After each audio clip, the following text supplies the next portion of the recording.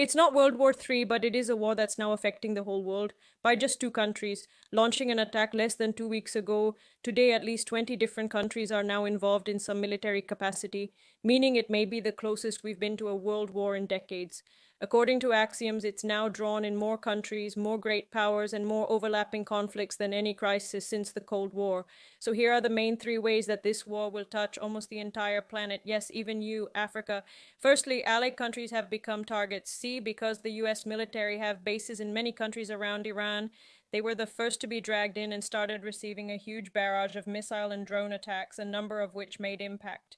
And on top of the casualties, damages, and millions forked out in defense missiles. For many, like the UAE's Dubai, it's caused major cracks in their safe. Holiday destination image they've worked so hard to create. Secondly, the US and Israel didn't inform allied countries they were about to attack, which left governments around the world scrambling to evacuate their citizens and make quick rush decisions on their own involvement. To many, that caused a major political backlash at home, especially since UK bases were attacked and NATO defense systems had to get involved. And the third and most wide reaching consequence of all, prices. Oil prices are now up 70%. It's going to be the largest monthly move of all time, and it's only March 9th of all time. Now, we've all already heard how important the Strait of Hormuz is and how the 97% drop in ship traffic is going to hit our pockets real soon. But if you were talking about how not all countries will feel this crisis the same, take Sudan, for example, who are already facing the worst humanitarian crisis on earth.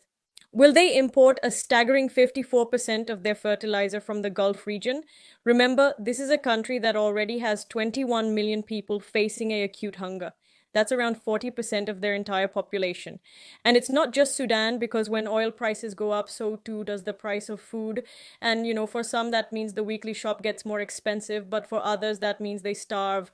So, yeah, this war may be physically regional, but the consequences are global, and it only gets worse the longer it drags out.